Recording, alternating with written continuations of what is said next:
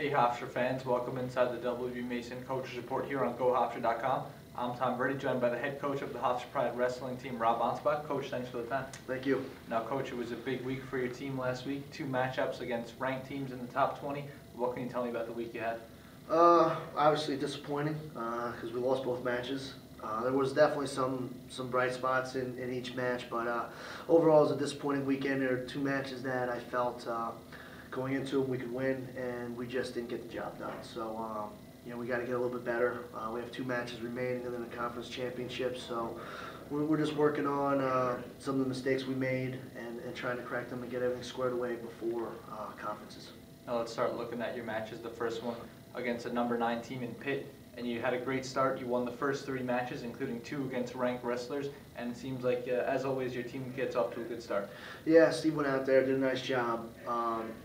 Zanetti, he had wrestled earlier in the year and beat him, so we're feeling pretty confident about that match going in there. And the kid tried to slow the pace down and try and keep it close, and Steve did a nice job not letting him do that and really dominated the match. And then at 133 pounds was really a match we kind of had circled going out there. The kid was ranked in the country. He had beaten us out of Las Vegas. So we really wanted to win that match as a match we knew we could win. And then Jamie did he did an outstanding job getting the victory, his sudden victory. Did what he had to do, rode the kid out for the 30 seconds, and was able to escape in his turn on bottom. So he did a nice job. And Luke, followed that up with a pretty decisive win. I would have liked to see Luke, one thing we talk about wrestling these perfect matches and always trying to get better, and no matter what the score is looking to score. And, the one thing, he got ridden out in the 3rd period, and I would have liked him to get off the bottom. He had a comfortable lead, but the kid's best position is on top, so you don't want to stay in those positions any longer than you have to. But overall, 3 matches, 3 wins. You're feeling pretty good going into the dual meet, and then things kind of fell apart from there. Now your team lost 2 of the next 3 matches, but PJ Gillespie did get the win for you at 165.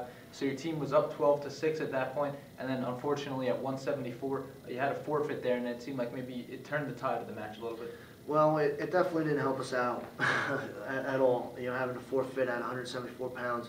Jermaine made a huge mistake, and we had talked about it with him at length afterwards. How disappointing it was for him to do that, and it cost the team 6 points, and it didn't cost us the dual meet because we still had a chance to win it, but it definitely doesn't help when you're wrestling the number 9 team in the country to be giving up 6 points. It's just things you can't afford to do. But we had other guys that didn't come through as well when they needed to, so again, we don't pinpoint one particular person. You win as a team, you lose as a team, but it definitely doesn't help you out.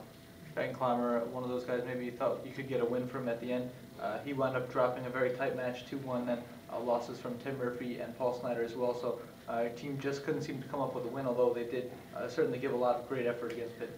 Yeah, they wrestled well. I think it was, Ben had been wrestling very well, and this was definitely not one of his better matches. He lost to a kid that he's just better than, and he didn't go out there and he didn't perform. The one thing that we've been talking to Ben about, and every time we come in and have these shows, is that he's been shooting, he's been attacking, and he did not do that at all. And when you allow guys to stay in matches, anything can happen. He is a Division I. The guy who's wrestling is a Division I wrestler. He has something good that's helped him be successful. And if you allow those people to get enough chances, they're going to eventually get one. And that's what happened in Ben's match. Paul ended up wrestling. They juggled their lineup around and stuff like that. And Paul ended up wrestling the number 4th ranked 197-pounder in the country. He was, very good, and he wrestled him hard. Just needed to have a couple more attempts. He's a bigger guy. He had about 60 pounds on the guy. He's got to take advantage of it, and I don't think he did. He was kind of just letting the match come to him, and so we needed to get back to wrestling more offensive, more aggressive. I don't think we did. I don't know if it was, I don't know what the reason really was, why they didn't compete to the level of what they did. We had the first 3 guys that did that. I also think Justin wrestled a great match against Nauman, who was an All-American. We had a single leg up in the air with 20 seconds left to win the match. We did made a mistake and got into a stalemate position, but overall, he really controlled the match. He was all over the kid. So there was a match that we lost, but I felt we wrestled well. So the first 4 matches I felt we wrestled well, and then after that we really didn't wrestle well. Even PJ, who won his match, didn't win the way he should have. He's better than what he showed out there. And there's a certain way we want our guys to win, and that wasn't the case this weekend. Now looking ahead, you had a match against Binghamton after that, a big matchup in the CAA. You welcome the Bearcats into the MAC, and you had another good start. You win 2 out of the first 3 matches. Again, another good start against Binghamton. Yeah, you know, when we start at 125 pounds, it's usually you can pencil that in for a victory, and it was no different again on Sunday. You know, Steve gave up the first 2 takedowns, kept wrestling hard, and eventually just wore the kid out and was able to get a turn and a takedown to seal the match. 133 pounds was a very disappointing match for us. It was a match we figured to win. We had beaten the kid earlier. We were really winning 4-0 with 40 seconds left in the match, and you're kind of thinking it's over. And we just stopped wrestling. And it was a tough lesson to learn. You know, we're hoping he kind of figures that out, that, hey, if I want to keep winning, I got to keep scoring points. And, you know, and that's kind of what we're going to talk to the team about this next coming week and moving into conferences, because when we wrestle this team at conferences, it's going to come down to bonus points. And if you're up 4-0, why not get up 8-0?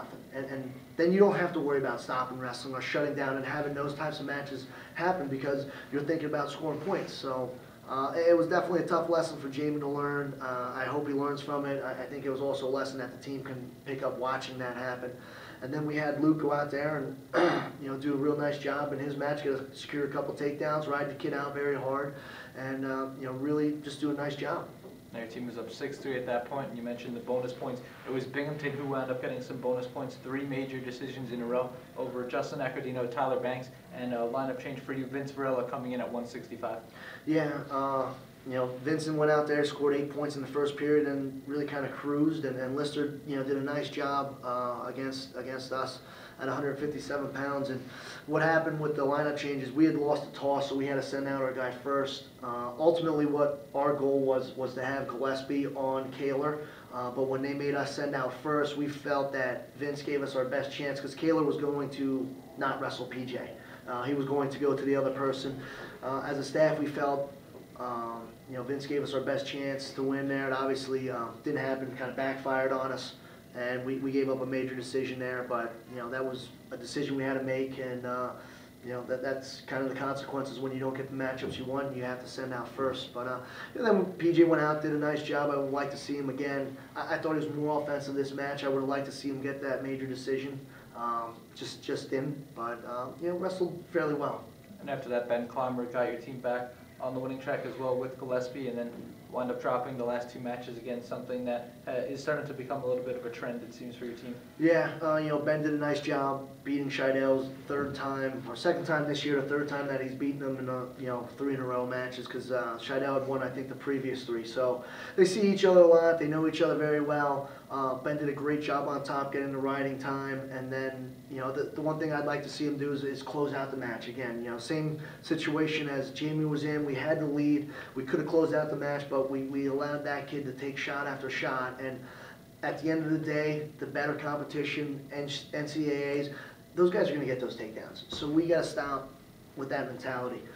Yeah, at 197 pounds in heavyweight, again, for the 2nd match in a row, or for the 3rd match in a row, we've lost both of them, and they got to do a much better job going out there and wrestling and winning some matches for us, because we can't constantly be giving up bonus points and losing, you know, giving up 7 points at the end of every dual meet. It's going to come back to hurt us, and it did.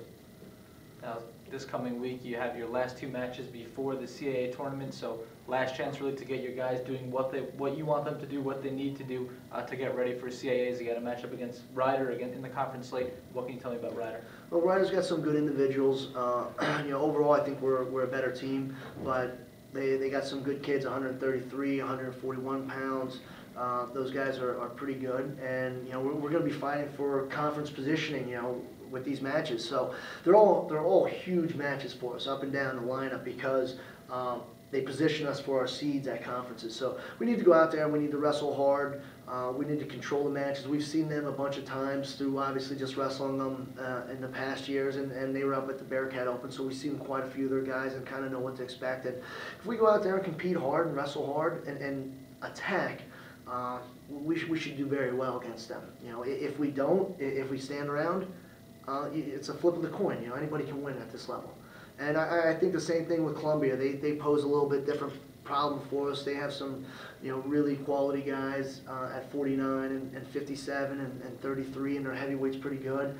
But again, if we go out there and are aggressive, we should come away with a dual meet victory and set ourselves up. It's nice when you wrestle some of their guys that are ranked in the country and stuff like that. Those are the guys you actually want to wrestle. It's exciting. Those are exciting matches to be part of. So it's nice when you get some more more competitive competition and stuff. With Columbia, another situation like you had last weekend where they kind of have a warm-up match, they have a 1 p.m. match before your match. So again, how do you go into that and then try to maybe get a little scouting report on some of their guys? Well, it's we'll watch the match and see what they are. But I watched them up at Cornell, and so I have a good grasp of them. But it's always nice. But we just got to make sure our guys have a nice warm-up and are ready to go and they don't need too much after the weigh-in and those things. And by this point in the year, they pretty much have it down to how to feel good before a match. So I don't expect it to be much of a problem. And Coach, what are you looking to see from your team this week after a pair of tough losses this past week? I want to watch us go out there and compete the way I know we can compete. I want to see us reach our potential or just wrestle up to our potential. If we do that, we're going to win. But if we do that and we lose, I can handle that. That's all right. But I just want to see them go out there and wrestle as hard as they can. All right, Rob Anspach, head coach of the Hofstra-W.B wrestling team. Thanks for joining us inside the W. Mason Coach Report here on GoHofstra.com. Thanks.